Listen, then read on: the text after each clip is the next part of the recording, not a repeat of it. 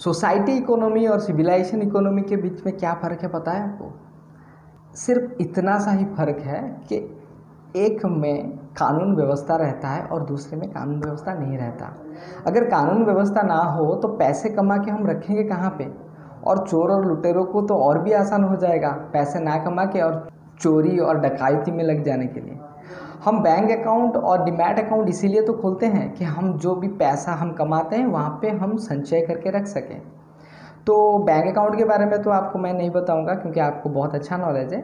Demat account के बारे में हम बात करेंगे कि डीमैट अकाउंट होता क्या है और डीमैट अकाउंट कितने टाइप्स के होते हैं। तो चलिए जानते हैं इस बेहतरीन चीज़ को। मैं हूं प्रसाद और आपको स्वागत करता हूं इन्वेस्टमेंट ऑन ब्लॉक में।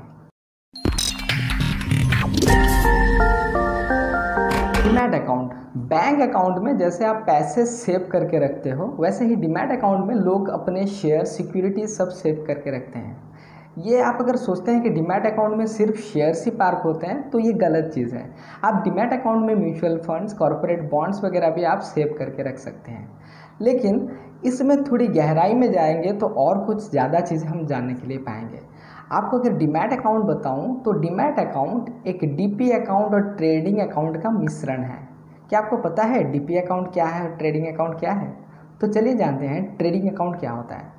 ट्रेडिंग अकाउंट जहाँ पे हम ट्रेड एग्जीक्यूट करते हैं, जैसे कि आप ब्रोकर के पास अकाउंट खोलते हो, आपका पैसा ब्रोकर के पास रहता है और जहाँ पे आप खरीदी बिक्री करते हो वो होता है आपका ट्रेडिंग अकाउंट। जैसे कि आप एक ग्रोसरी के शॉप में गए और वहाँ पर कुछ चीज़ें का ऑर्डर दिया, जैसे कि एक ट्रक गेहूं का आपने ऑर्डर दिया, तो उसने पैसे रख लिए और आपको एक स्लिप लिख के दे दिया कि ये जाके आप गोडाउन में दिखा दीजिएगा और माल वहाँ से ले लीजिएगा। आपने जो ऑर्डर दिया वहाँ पे ऑर्डर एग्जीक्यूट हुआ और ट्रेड हुआ, वो हो गया आपका ट्रेडिंग पॉइंट।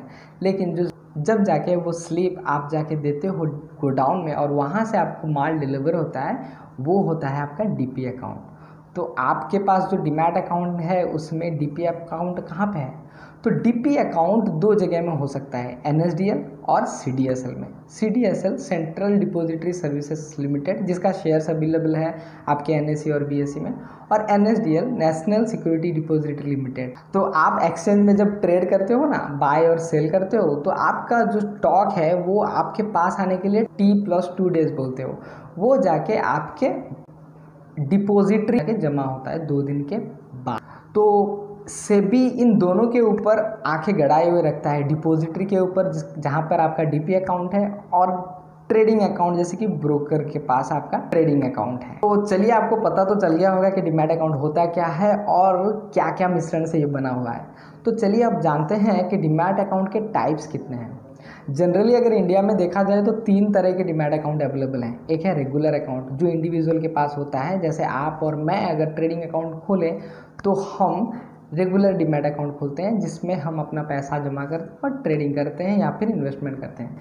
वैसे ही अगर कोई एनआरआई इंसान इंडिया में इन्वेस्ट करना चाहता है तो वो रेगुलर अकाउंट में इन्वेस्ट नहीं कर सकते, इसलिए उनके लिए एक अलग सा अकाउंट होता है, उसको बोलते हैं हम रिपेट्रेबल अकाउंट। रिपेट्रेबल का मतलब क्या होता है? इस वर्ड में ही इसका मीनिंग है, मतलब ट्रांसफ़र करा जा सकने वाला। नॉन रिपेट्रेबल मतलब जो ट्रांसफ़र ना करा जा सकता है, इसके ऊपर ही आधारित है। इसमें सिर्फ एनआरआई लोग ही इन्वेस्टमेंट कर सकते हैं, एनआरआई लोगों के लिए ही ये बना है।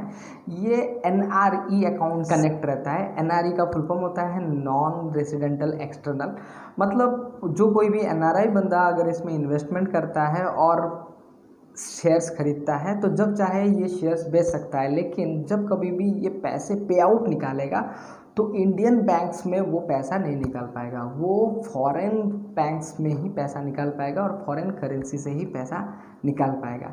इसलिए इसमें गवर्नमेंट कोई भी टैक्सेस नहीं लेता, वो चाहे इंटरेस्ट हो या पूरा प्रिंसिपल अमाउंट के ऊपर क्यों ना हो, एक भी रुपये उसके ऊपर टैक्सेस नहीं लगता। इसमें निवेश करने वाला व्यक्ति हो सकता है जॉइंट अकाउंट भी खोल सकता है, लेकिन जॉइंट वाला जो कोई भी बंदा इसके साथ अकाउंट खोलेगा तो वो भी एनआरआई होना चाहिए, इंडियन रेसिडेंट होगा तो नहीं हो पाएगा। थर्ड टाइप का अकाउंट होता है वो होता है नॉन रिपेट्रेबल अकाउंट, जो एनआरओ अकाउंट के साथ कनेक्ट रहता है, जिसे हम फुल फॉर्म कहते हैं नॉन रेसिडेंशियल ऑर्डिनरी। इस अकाउंट में एनआरआई बंदा इन्वेस्टमेंट कर सकता है और वो पैसे INR में विड्रॉ कर सकता है। हाँ, कुछ हद तक वो फॉरेन करेंसी में भी पैसे ले सकता है अपने प्रिंसिपल अमाउंट के, लेकिन उसका लिमिटेशंस हमेशा चेंज होता रहता है। अब के समय के लिए वो 1 मिलियन USD है, तो इसमें जो पे आउट्स निकलते हैं या प्रिंसिपल अमाउंट या इंटरेस्ट, उसके ऊपर इंडिया का जो टैक्सेशन है, TDS है या फिर इनकम टैक्स है,